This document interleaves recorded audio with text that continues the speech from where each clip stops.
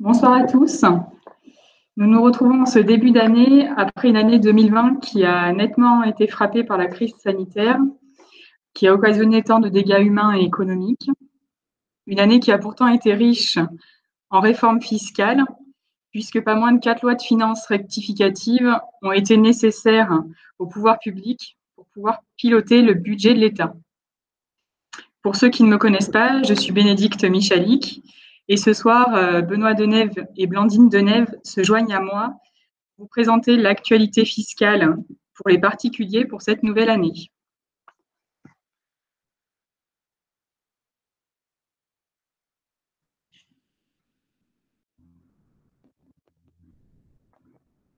Juste un petit point sur le fonctionnement du webinaire. Nous vous invitons à désactiver à présent votre micro. Si des questions vous viennent tout au long du webinaire, n'hésitez pas à les poser dans le chat qui est donc en haut de votre écran. À la fin de chaque partie, nous ferons une pause pour répondre à vos questions et à ce moment-là, vous pourrez réactiver votre micro. Donc, ce webinaire va se décomposer en 5 parties. Tout d'abord, l'actualisation du barème de l'impôt sur le revenu. Ensuite, l'aménagement du crédit d'impôt transition énergétique. Puis, la prorogation du dispositif Pinel et autres avantages fiscaux. Puis, la suppression progressive de la taxe d'habitation. Et enfin, l'exonération des dons familiaux. Je vais laisser la parole à Blandine pour vous présenter l'actualisation du barème de l'impôt sur le revenu. Bonsoir à tous. Donc, nous allons commencer dès maintenant avec l'actualisation du barème de l'impôt sur le revenu. Le barème reste divisé en 5 tranches. Pour rappel, tout d'abord, le calcul de l'impôt sur le revenu fonctionne donc par tranche, comme je viens de préciser. Sur chaque tranche est appliqué un pourcentage d'imposition, puis l'impôt dû sur chaque tranche est additionné pour former l'impôt sur le revenu global. Donc, le barème reste divisé, comme je le disais, en 5 tranches.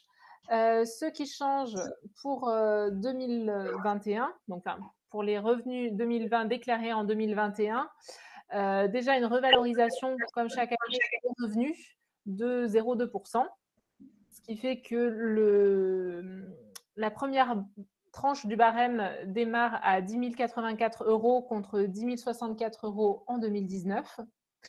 Des changements un petit peu plus substantiels sur les 3 premières tranches.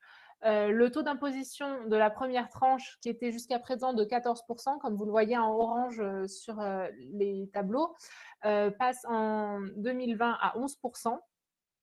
Par ailleurs, une diminution des montants d'entrée dans la deuxième et dans la troisième tranche, donc, qui était de 27 795 € passe à 25 711 € pour la deuxième tranche et qui était de 74 518 € et qui passe à 73 517 € pour la troisième tranche.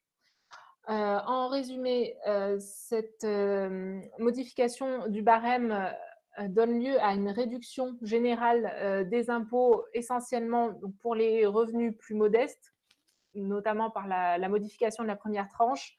Puis, petit à petit, la troisième tranche est plus active et donc entraîne un rattrapement de l'impôt pour les 2 et 3e tranches.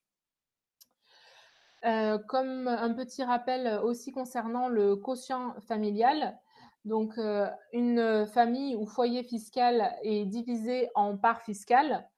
Une part pour un célibataire seul, 2 parts pour un couple pacsé ou marié, et ensuite généralement une demi-part par enfant pour les 2 premiers, puis une 3e part pour le 3e enfant.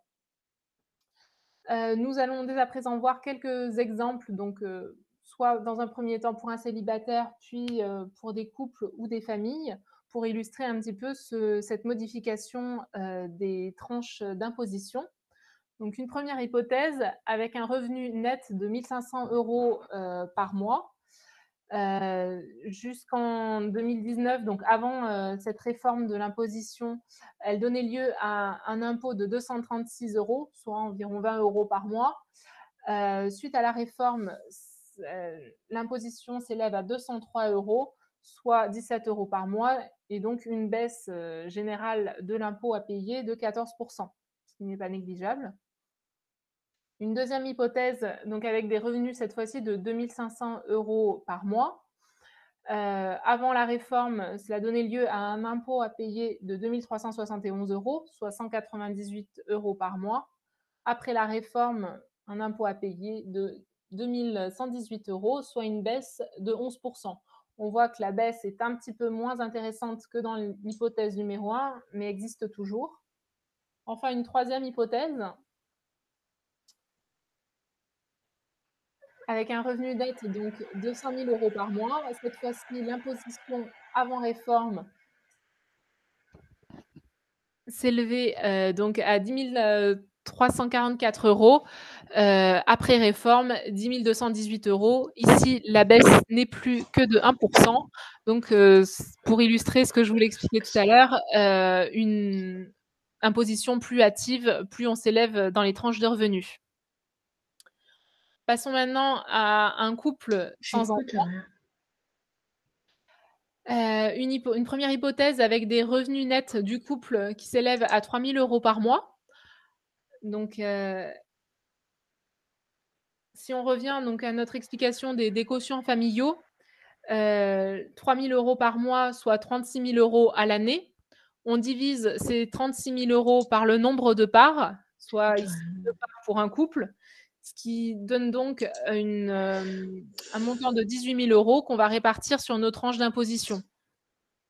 Dans un premier temps, donc si on prend le barème 2020, 10 084 € non imposables, et l'excédent, donc qui s'élève ici à peu près à 8 000 €, pardon, imposable à un taux de 11%.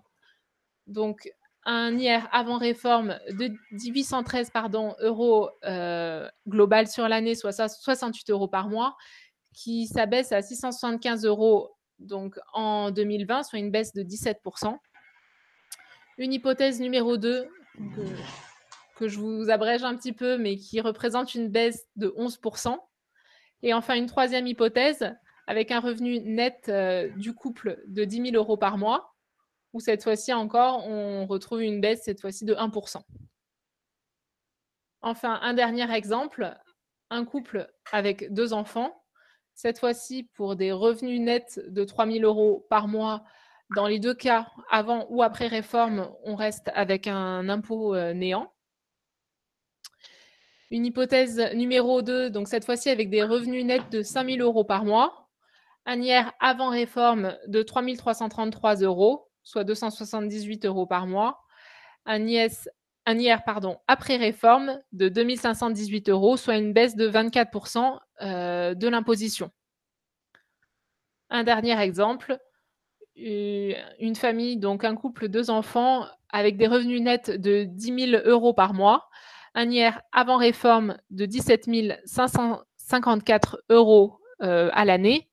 Après réforme, cet IR s'élève à 17 302 € à payer, soit encore une baisse de 1%.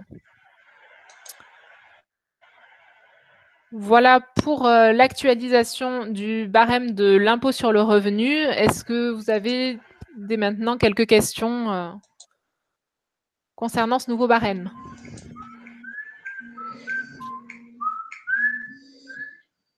Oui, Marion.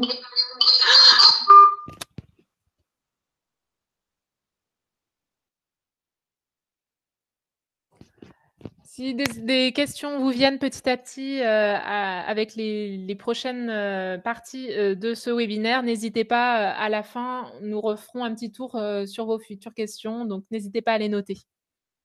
Je vais laisser la parole à Bénédicte pour la suite.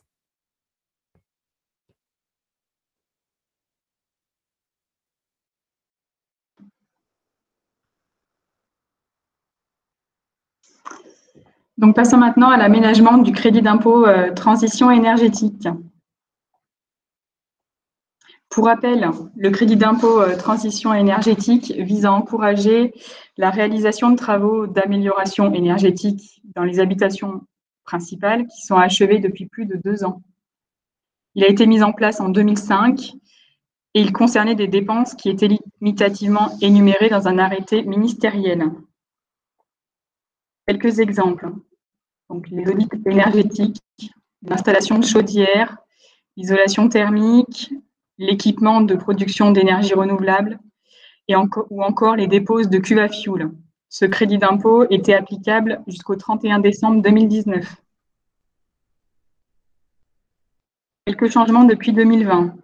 Donc, le CITE a été remplacé par MaPrimeRénov', sauf pour quelques dépenses qui restent non éligibles. Donc, cette prime, elle est en fonction de ressources.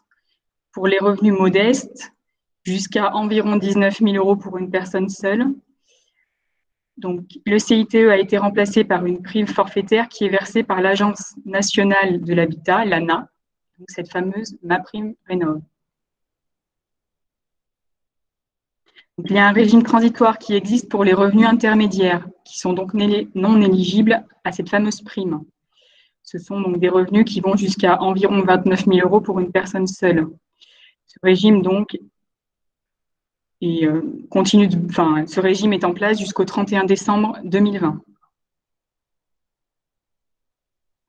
Il y a aussi un régime transitoire pour l'installation de foyers fermés ou d'inserts qui sont donc non éligibles à la prime Rénov' et qui continueront de bénéficier du CITE en 2020. Donc, ce crédit d'impôt, il est égal à 75% des dépenses engagées dans la limite de 600 € de crédit d'impôt. Nous vous invitons à prendre contact avec nous si vous avez réalisé de tels travaux en 2020 pour vérifier votre éligibilité à un éventuel crédit d'impôt. Ce qui sous-entend crédit d'impôt dit aussi que s'il n'est pas imputé sur de l'impôt au titre de l'année, il peut être restitué sous forme de remboursement. Donc à partir de 2021, le CITE s'applique au système de charge de véhicules électriques qui sont donc non éligibles à la prime Rénov'.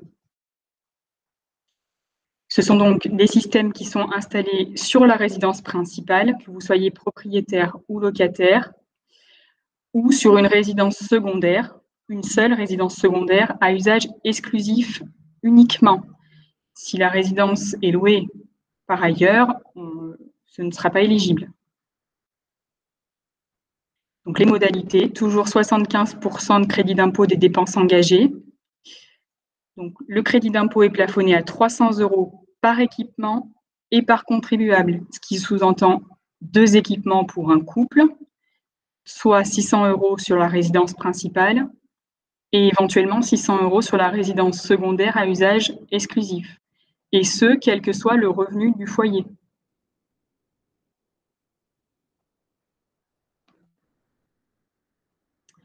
Voilà. Est-ce que quelqu'un a une question sur cette partie?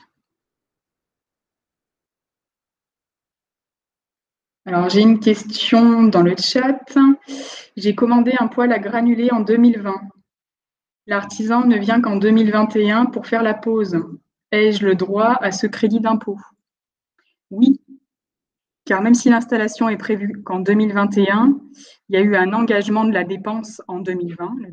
Si le devis a été signé en 2020, vous aurez le droit au crédit d'impôt CITE au titre de 2020.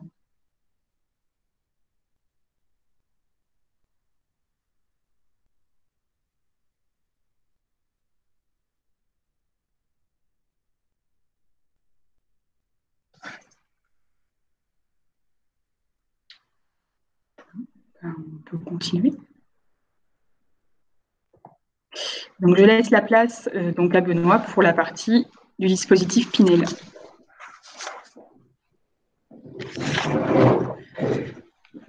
Bonsoir.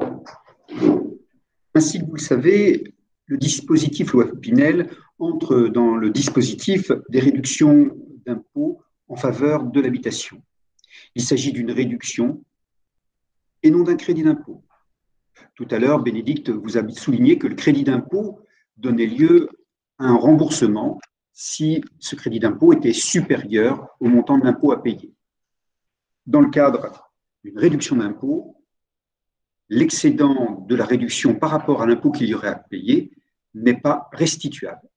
C'est la grande distinction entre un crédit d'impôt et une réduction d'impôt.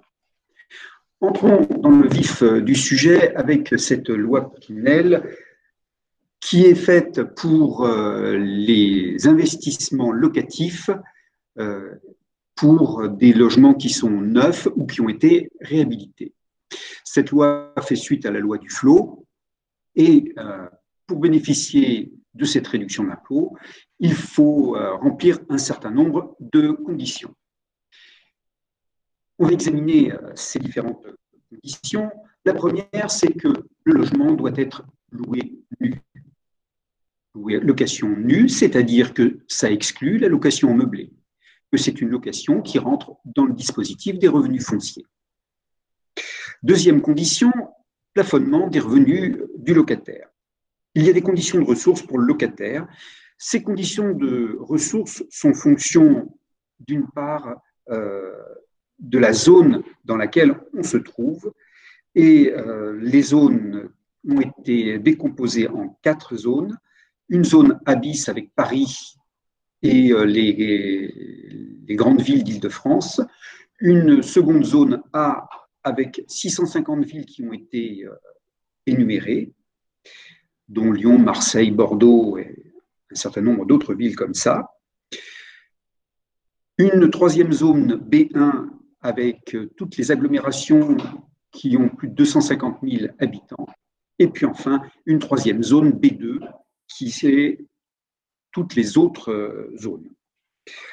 Donc, conditions de ressources, si vous vous trouvez dans une zone A bis, eh bien, pour un célibataire, les revenus ne doivent pas dépasser 38 000 € lorsqu'il est locataire. Si c'est un couple qui loue la résidence, les revenus ne doivent pas dépasser 57 000 €. Et si c'est un couple avec un enfant, les revenus devront rester inférieurs à 75 000 €. Vous allez me dire, et pour notre région d'Auvergne? Eh bien, pour notre région d'Auvergne, le locataire, s'il est célibataire, ne doit pas avoir des revenus supérieurs à 28 000 €. Si c'est un couple, ces revenus ne doivent pas dépasser 37 000 €. Et enfin, si le couple est marié et a un enfant, les revenus ne doivent pas dépasser 45 000 € pour que le propriétaire puisse bénéficier de cette réduction. Tout cela est décrit dans des barèmes que l'administration a mis en œuvre. Donc, premier élément, les ressources du locataire. Second élément, le plafonnement des loyers. Le plafonnement des loyers, c'est un plafonnement au mètre carré et c'est un plafonnement qui est fonction de la zone dans laquelle vous avez acquis cette résidence. On retrouve la décomposition zone A bis, A1, B1, B2. En gros, je suis en train de vous dire que si vous avez construit dans du A bis, Paris, Île-de-France, le prix de location au mètre carré ne doit pas dépasser 17,43 €. Et si vous êtes dans notre bonne région d'Auvergne, le prix au mètre carré de location mensuel ne doit pas dépasser 9,07 €. 9,07 €, prenons une calculette, sur un studio de 30 mètres carrés, nous sommes sur un loyer mensuel qui sera de 272 €, donc pour un studio d'une trentaine de mètres carrés. Le bâtiment doit répondre à des conditions de performance énergétique. Si c'est un logement neuf, il faut que ce logement relève de BBC 2005, de la norme BBC 2005. Si c'est de la réhabilitation, c'est la norme HPE, haute performance énergétique. Un engagement de location. Un engagement de location, il faut le mettre en location votre résidence pendant soit 6 ans, soit 9 ans, soit 12 ans. En fonction de cette durée, vous allez avoir une réduction d'impôt. Ensuite se pose le problème de la base. Le logement ne doit pas avoir une valeur supérieure à 300 000 €. On est plafonné à 300 000 €. Et par mètre carré, le logement ne doit pas avoir une valeur de plus de 5 500 € par mètre carré. Bon, ensuite, il convient de parler des zones, mais j'en ai déjà parlé, c'est les zones géographiques A bis, A, B1, B2. Ce dispositif, donc, qui est prorogé jusqu'en 2024 et qui devrait être remplacé par un autre dispositif, voici ce qu'il faut en dire. Donc, on est dans des constructions neuves collectives. On est donc ciblé sur des immeubles. La question a été posée de savoir si c'était des résidences jumelées. Si ça marchait, non, ça ne fonctionne pas. L'administration vient de répondre. Donc, on est bien sur de l'immeuble. Le taux de réduction, eh bien, nous avons établi un joli petit tableau qui vous dit ce qui se passait jusqu'à présent. Si vous aviez un logement qui était loué pour 6 ans, vous aviez le droit à une réduction de 12% à concurrence de 300 000 euros. À compter de 2023, la réduction ne sera plus que de 11%, et à compter de 2024, la réduction sera de 9%. 9% du prix d'acquisition de l'ensemble immobilier. Si vous avez une durée qui est supérieure à 6 ans, 9 ans, vous voyez les différents taux qui se sont inscrits dans la grille. Voilà pour ce dispositif Pinel. Maintenant, je vais passer la parole, je crois, c'est à Bénédicte, pour la suite des crédits d'impôt.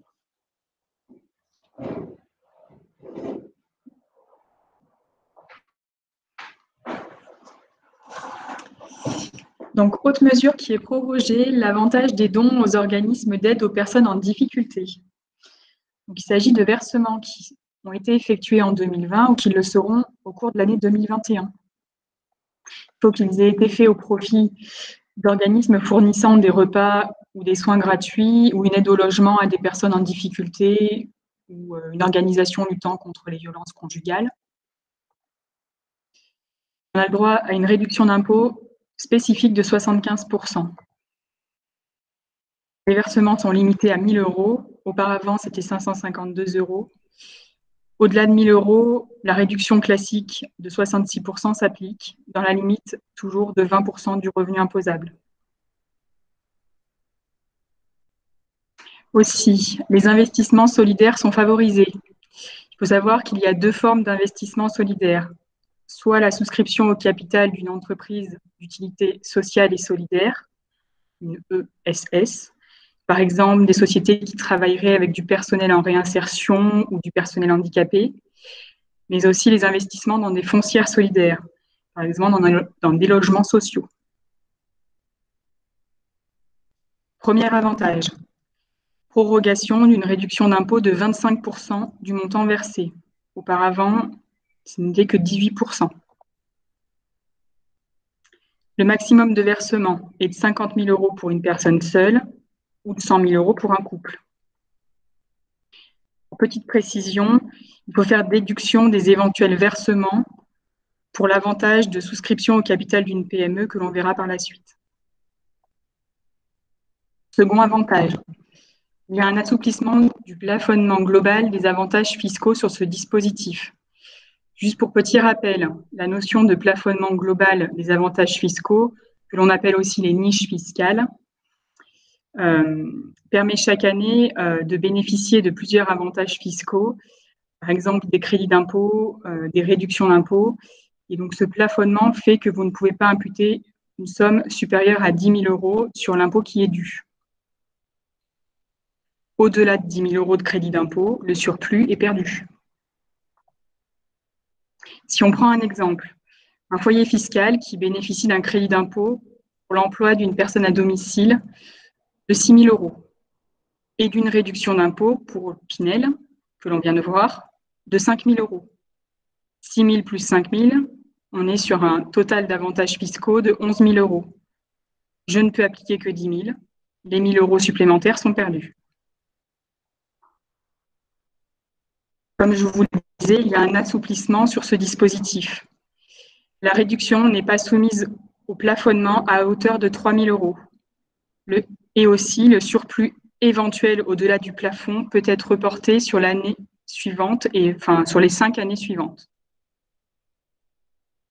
Faisons un exemple. Un contribuable qui investit 60 000 € dans une entreprise sociale et solidaire. J'ai donc une réduction d'impôt de 60 000 € fois 25%, soit 15 000 €. Le plafond, donc 3 000 € ne sont pas soumis au plafonnement. Il reste donc 12 000 €. Le plafond étant de 10 000, j'impute donc une réduction d'impôt de 10 000, plus les 3 000 non soumis au plafond. Et les 2 000 restants se reconduiront sur l'année suivante ou les 5 ans à venir.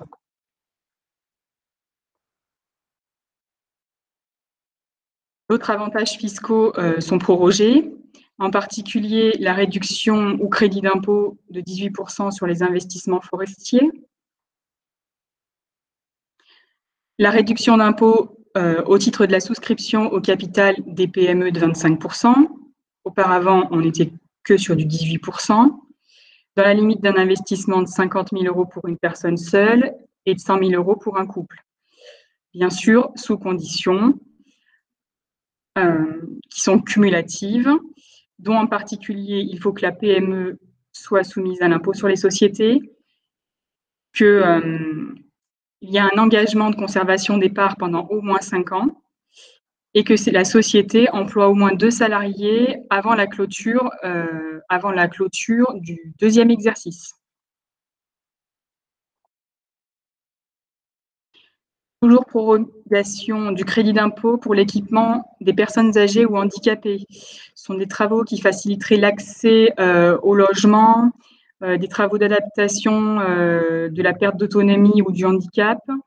Ce crédit d'impôt est de 25% des dépenses, avec un plafond de dépenses sur 5 ans de 5 000 € pour une personne seule ou 10 000 € pour un couple. Et enfin, prorogation du crédit d'impôt diagnostic et travaux de protection contre les risques technologiques jusqu'en 2023. Donc, ce sont des travaux qui seraient prescrits suite à la mise en place d'un plan de protection contre les risques technologiques, en particulier dans des zones qui seraient proches de zones industrielles, qui demanderaient donc des travaux d'adaptation. Le crédit d'impôt, il est de 40% des dépenses, avec un plafond de dépenses de 20 000 € entre 2015 et 2023. Donc, nous en avons fini sur cette partie.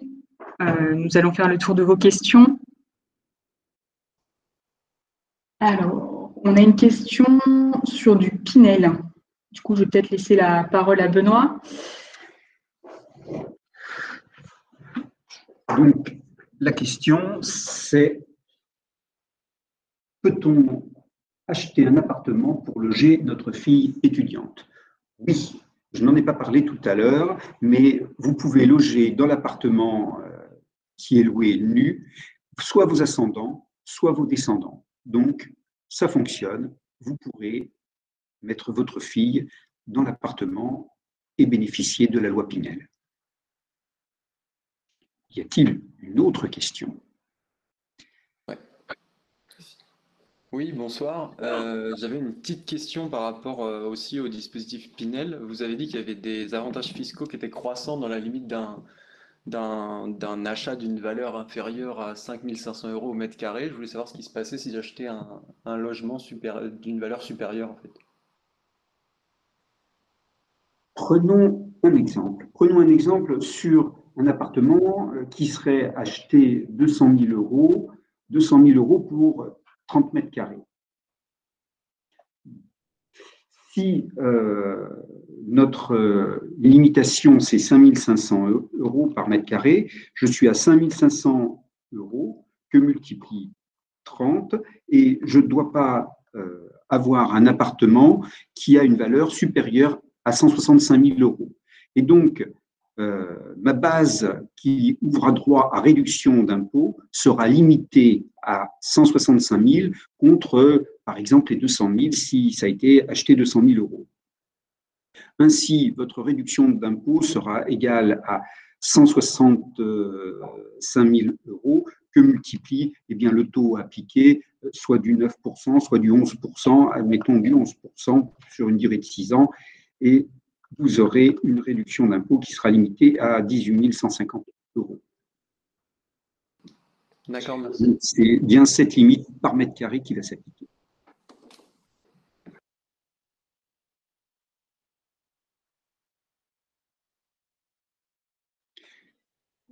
Une question sur le chat pour revoir la diapo précédente.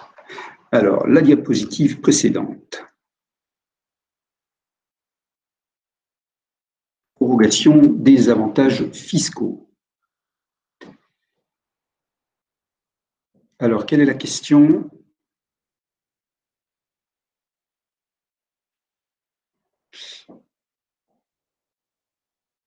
Merci. Non,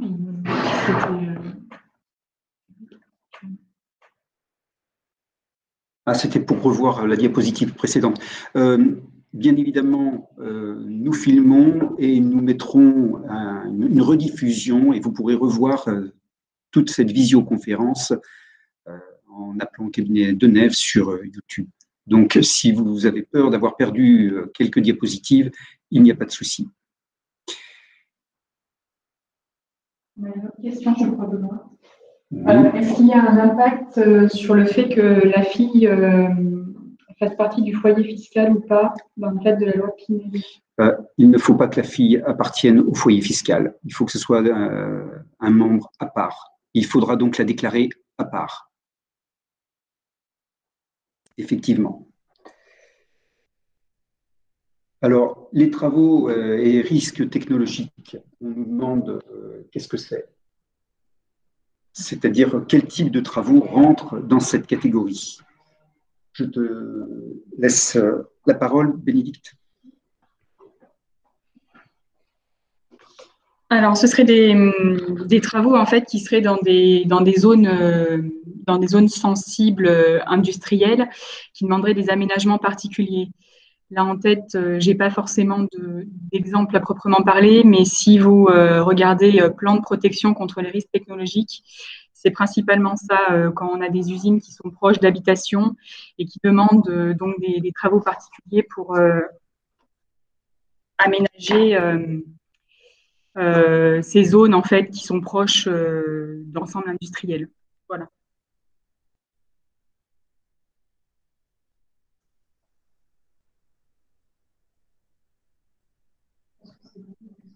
Est-ce qu'on a d'autres choses sur le chat? Parce que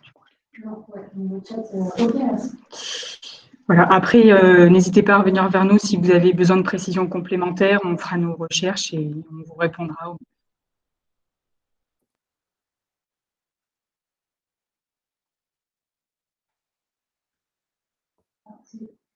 Est-il un dispositif en 2021 sans condition de ressources pour un changement de chaudière? Donc, changement de chaudière, on rentre dans le cadre. Je vais reprendre la diapositive pour reprendre un petit peu le fil.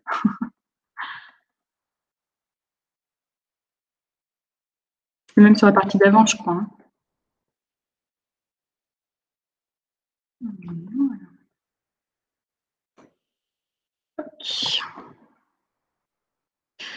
Donc, changement de chaudière, donc en 2021. 2021, on entre dans le cadre de la prime Rénov'. Et donc, si vos revenus, si vous êtes considéré comme un foyer modeste, alors auquel cas, il faut bien vous renseigner sur le fait que vous puissiez être éligible ou pas à cette prime. Les régimes transitoires étaient bien au titre de l'année 2020. Et donc, au titre de l'année 2021, il faut regarder si vous remplissez les conditions. Voilà.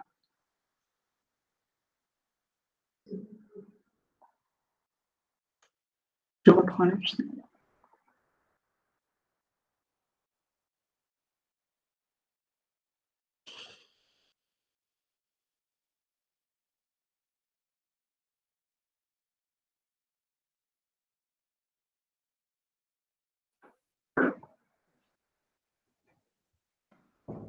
Et voilà. Donc, partie 4, je laisse la parole à Blandine qui va nous parler de la suppression progressive de la taxe d'habitation. Donc, poursuivons donc avec la suppression progressive de la taxe d'habitation, dont on avait déjà entendu parler depuis 2018 uniquement sous condition de ressources. À partir de 2021, cette suppression progressive de la taxe d'habitation va s'appliquer à tous les contribuables, en revanche uniquement pour ce qui concerne la résidence principale. La résidence secondaire ou les résidences secondaires resteront soumises à la taxe d'habitation à taux plein. Une suppression progressive, pourquoi? Parce qu'à partir de 2021, la taxe d'habitation telle que nous la connaissons pour la résidence principale va d'abord bénéficier d'un allègement de 30%, puis d'un allègement de 65% en 2022, avant d'être totalement supprimée à partir de 2023. Cependant, restera toujours à charge la contribution à l'audiovisuel, dont le montant reste inchangé en 2021 par rapport à 2020 et qui s'élève du coup toujours à 138 €. Voilà, très rapidement pour la taxe d'habitation. Cette partie est assez rapide. Cependant, si vous avez des questions sur ce sujet, n'hésitez pas.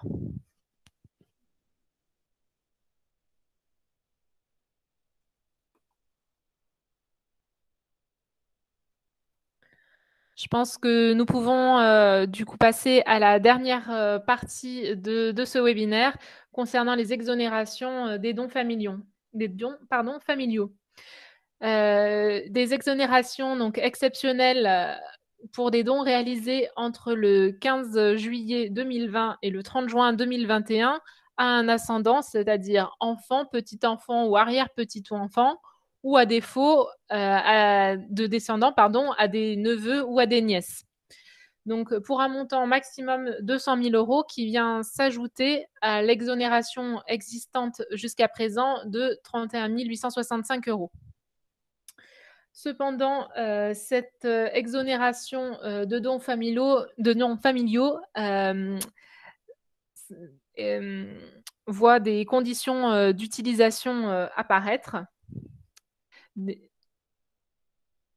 En effet, le don devra être affecté à l'une des 3 affectations suivantes.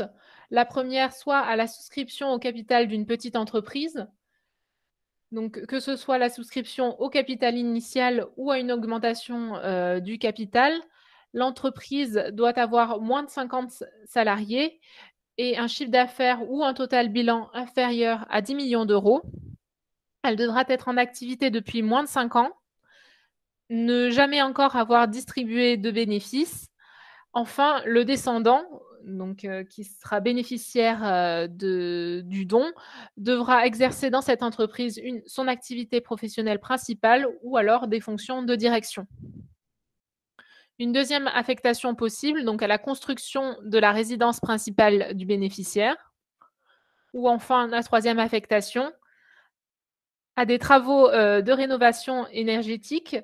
Quel type de travaux? Donc, c'est les mêmes travaux que ceux qui sont éligibles à MaPrimeRénov', dont on a parlé précédemment. Donc, je vous rappelle, il peut s'agir d'audit énergétique, d'installation de chaudière, d'isolation thermique, d'équipement de production d'énergie renouvelable ou de dépose de cuves de fioul.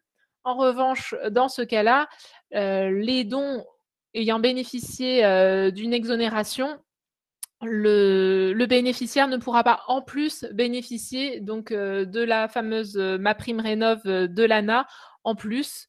Il s'assoit donc sur ce crédit d'impôt-là. Voilà pour les exonérations des dons familiaux et qui conclut du coup le webinaire de ce jour dédié aux avantages fiscaux pour les particuliers. Nous sommes encore à votre écoute pendant quelques minutes si vous avez des questions.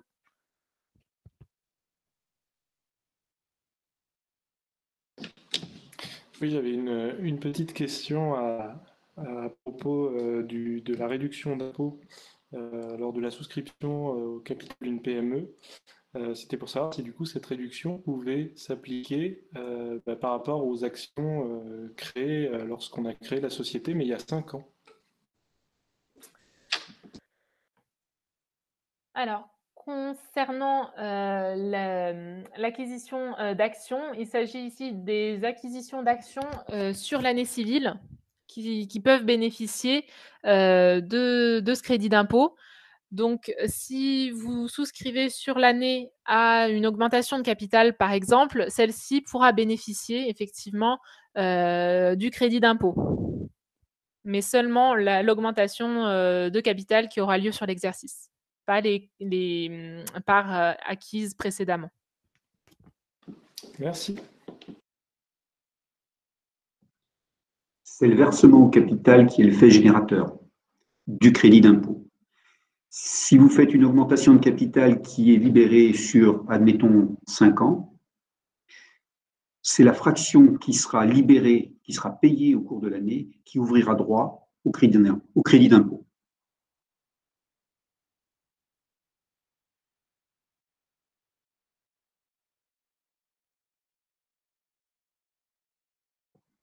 Voilà, s'il n'y a pas d'autres questions, eh bien, nous allons conclure.